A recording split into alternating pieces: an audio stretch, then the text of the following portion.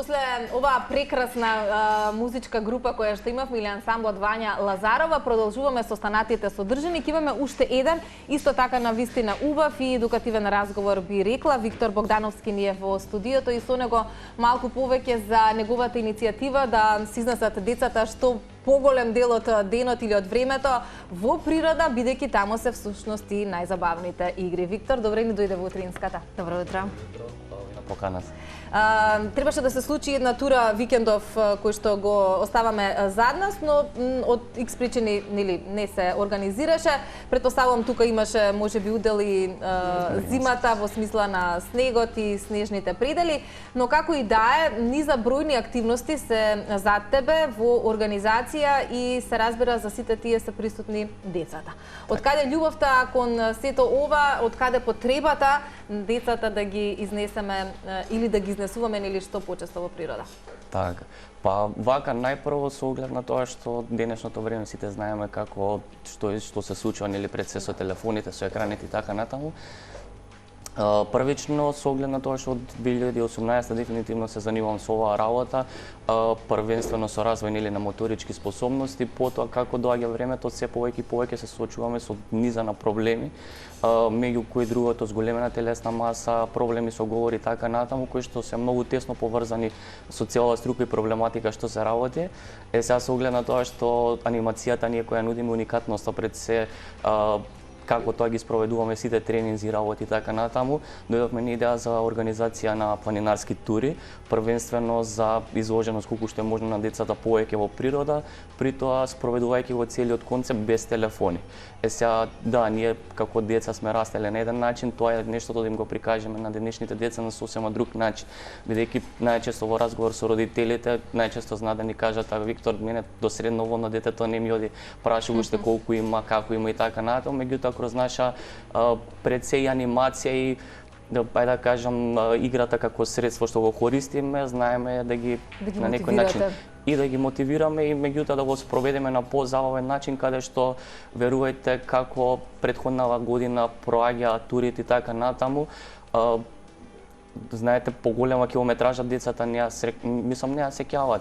Еве ќе спомнам. Поминува побрзи и полесно. Апсолутно. Еве јас со сите родители го зборам моментот кога бевме на Плачковица, децата поминуваат повеќе од 9 километри пешачење, тоа што беше како прва тура со толкава километража. Враќајќи се кај планинарскиот дом Вртелешка, децата не застанаа буквално и со играње и со трчање. Настрана и тоа, кога се враќавме за назад, буквално децата не застанаа во комбе со смеење, со песни, со игра, така да. Ова се тури во кои што родителите не се присутни или има можност да дојдат? Имаат можност, првенствено концептот на реализација на турите идам паралелно родители со деца, најмногу се со цел за да не запознаат кои сме, што сме, како работиме, бидејќи сме стручни во тоа, дека секоја постапка, секоја тура има одредена, да кажам, причина зошто се прави и така натаму. Добро е тоа што на еден ваков начин се стикнува и навика и љубовта кон природата и желбата да сакаат да присуствуваат што поголем број деца. Но апсолутно што она кое што е број еден и кое што е приоритетот да се чувствуваат, да бидат здрави, секако секој можен аспект, физички, психички, сето тоа кое што го добиваме преку природата.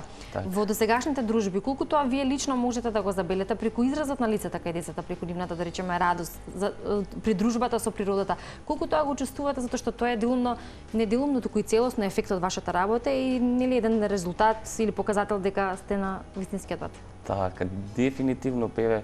Знаете како има некои што се примарни, секундарни работи што се применува, да кажам, со деца, да првенствено број еден е, да кажеме, тие некои деформитети што се јавуваат кај децата, нели од зголемена телесна маса, како нели вламнати стапала, икс ноџења, промена на колковите делови што се случуваат и така натаму, со тоа што да, ете нели со како што спомнав и таа телесна маса што се случува, меѓутоа пак ќе ги кажам тие како секундарни, бидејќи родителот кога ќе дојде ќе види детето, ако не му е среќно и насмеано, ова се паѓа во вода буквално. А придобивките, како што кажав, се огромни.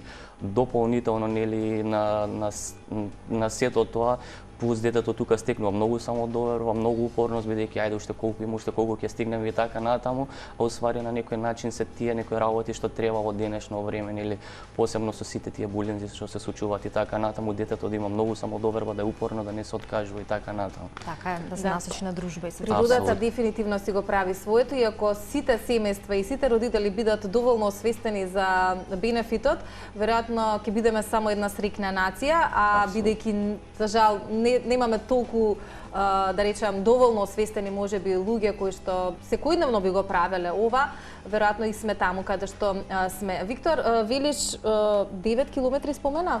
Да, конкретно за таа тура, меѓутоа секоја тура има различни. Муабетот ми е дека децата можат многу повеќе од што родителите мислат дека можат и нормално е нели да има негодувања, да им е навидум тешко. Јас би рекла можеби досадно во одредени секунди или моменти од турата, ама секогаш треба и секогаш може да се најде дополнителна занимација и мотивација како да се дојде до крајната цел. Вилиш се случува со родители кои што велат детето не ми оди ни до средно водно. Так. Каде го гледаме тука проблемот, Виктор, кај родителите, предпоставувам, затоа што нели се потекнува од дома кога ви ги сумирале работите. Еве конкретно јас со низа родители што зборев конкретно за последната тура зашто не се одржа. Конкретно е таа некоја комфорт зона, дали било ладно, дали дувало ветар, дали имало малку снег и така натаму. Значи конкретно е таа некоја комфорт зона кога ќе излеземе нели од неа, кога ќе еве најконкретен пример е стартување на проектот развој на моторик, која кажав дека ќе работиме со дечиња од 3 до 11 години, сега на почетокот беше како моментот како ќе работите со деца од 3 години. Така да исто беше моментот и сега на планинарските тури, како ќе одите организирано, моето не сака да отиде ни до средно вон. Така да таа е некоја комфорт зона. Верувам дека авторитет поинаков имаат кога се без родители. Апсолутно.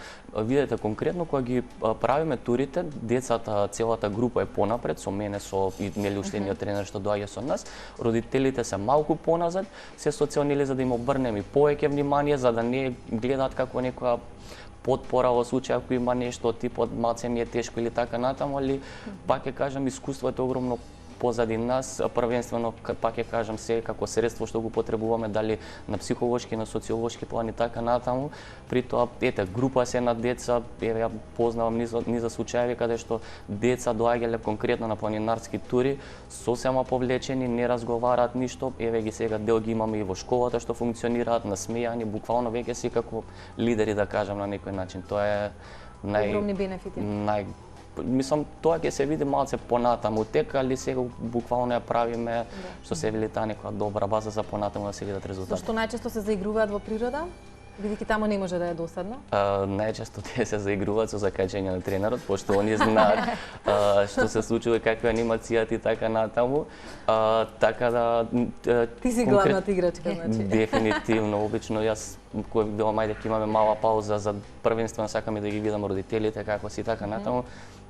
Доаѓаат, не закачат, ја често велам, ја не сум кукла, така да се закачате со мене, што ми правите така натаму. Да, но нив им е интересно. На нив им е премногу интересно и таквите тие се ситници што се од големо значење да кажам и што кога ќе дојде еднаш или два пати родител конкретно на турата и кога ќе види за што станува збор, знаете, тогаш добива комплетно нова слика. Накратко само за сам крај, за сите оние родители кои што не следат и кои што ќе сакаат да ги донесат детето на некој од следните тури, каде на кој начин може да се информираат и нели што и понатаму ќе се организира, што е планот?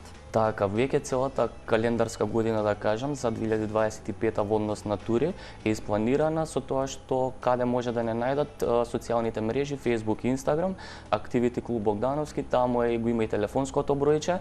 Најчесто за секоја тура пишуваме колкава километража, дали е адаптабилна за таа до таа возраст и така натаму.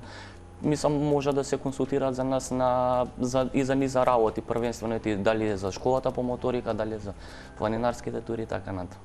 Така е, Виктор, ти благодариме за ова куса твое излагање. Во следна прилика многу повеќе минути ќе одвоиме и за дружбите и за сето она што го правите и креирате, затоа што навистина е значено децата да ни бидат здрави, физички спремни и да освојуваат многу повеќе планини, а тоа во Македонија и тоа како ни го нуди. Така, ви благодарам и на вас за поканата и се гледаме некоја наредна прилика. Со дечиња се надевам. Правиме кратка пауза за реклами и одиме во кујната, го подготвуваме денешниот оброк на ден со Вања Задоровска.